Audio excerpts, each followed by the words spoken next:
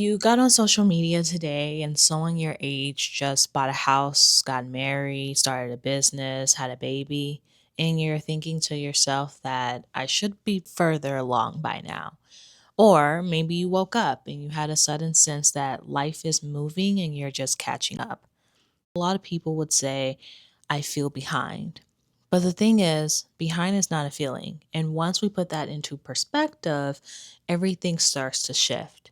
So let's restart your thinking so that you do not disturb yourself about feeling behind.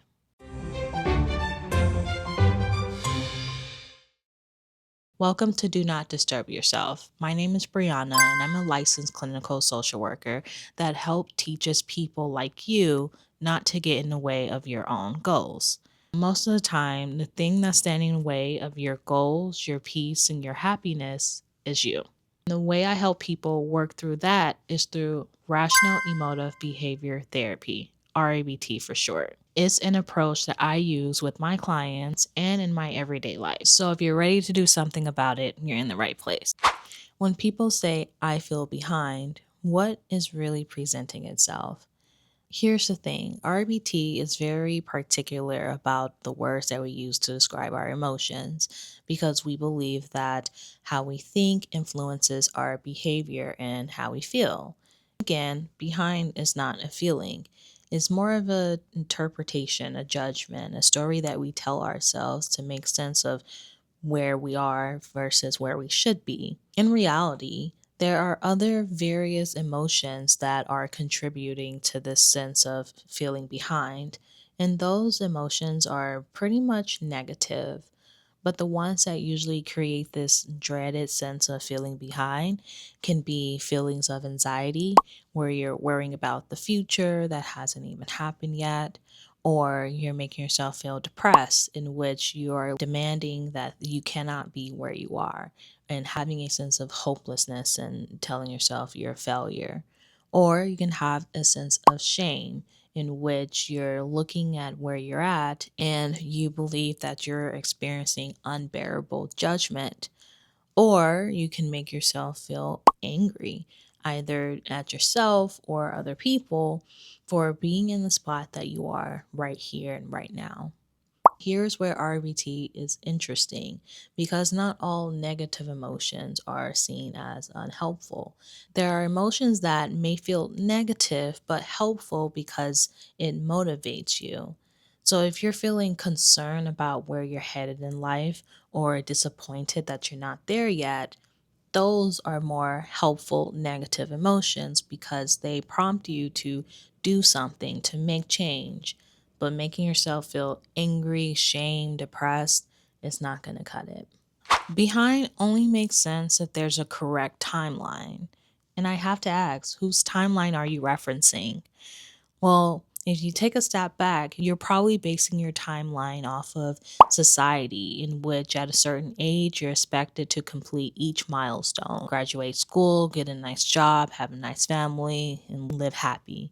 Or your reference point might be derived from your family members. When growing up, you were told constantly what you should do and what others have done or what you could do, all through the expectations of your loved ones.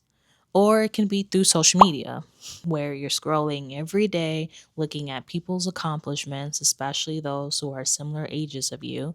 And you're looking at their accomplishments, their successes, a curated piece of what you've yet to obtain. Or the reference point might have derived from you, specifically your younger self, where you might have pictured yourself in a specific career, having a certain car or a certain house. You might have pictured that at a young age and committed that you must meet those expectations. No matter the reference, there is an acknowledgement of where you are and where you're not. And in between, there is a gap. And that gap can be terrifying, but it doesn't have to be. Let's look at the ABC model to see where I'm coming from. A stands for activating event. And in this case, the activating event is the gap. And a lot of times people believe that the gap causes anxiety, which anxiety would be the C, consequence, specifically the emotional consequence. There can also be behavioral consequence where not only are you experiencing anxiety, but that anxiety is influencing behaviors of isolation or becoming indecisive and afraid to take risk. And the thing is, the gap isn't causing your anxiety, but it's what you're telling yourself about the gap. And with anxiety, you're most likely telling yourself that this gap must not exist. And if it does, it's awful and terrible. I can't bear this gap. And because this gap exists, it proves I'm a failure. The thing is, these thoughts are irrational.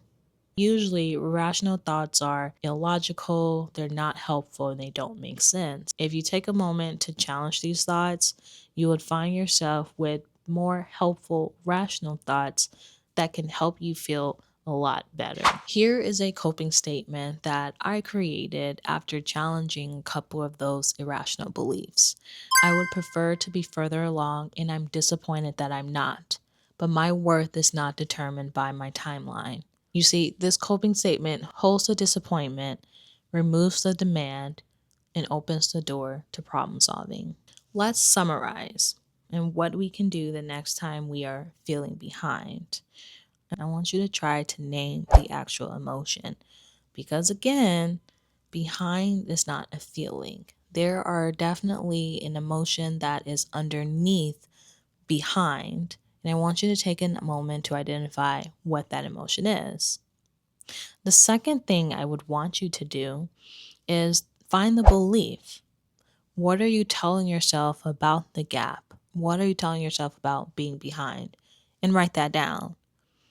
The third one is I want you to ask yourself, is this belief helpful or harmful? And if you find it to be harmful, you can do this by asking, is it logical, realistic, or helpful? Irrational belief will fail all three. Then you want to replace it. Identify a rational, flexible belief in which it acknowledges your feelings without catastrophizing or self-damning. Then I want you to question the timeline itself. Whose is it? Did you choose it? And does it fit with your life and values? You are more in control of your emotions and behaviors, all based on how you think.